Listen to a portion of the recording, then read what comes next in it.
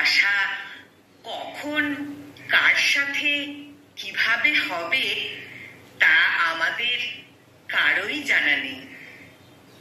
ভালোবাসার মাঝে তীব্র একটা ভালো লাগার শক্তি আছে, যে শক্তিটা বলতে বাধ্য করে তোমাকে ভালোবাসি। ভালোবাসার কোনো বর্ণনা হয় না, এটা সম্পূর্ণ হৃদয় ঘটিত ব্যাপার।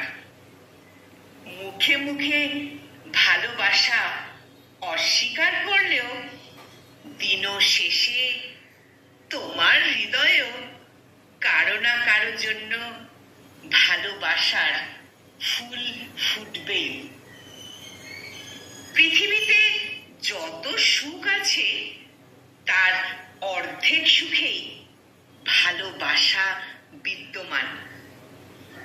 ভালোবাসা প্রকাশ করতে না চাইলেও একদিন না একদিন প্রকাশ পেয়েই যায়, কারণ ভালোবাসা মনের মধ্যে চেপে রাখা যায় না।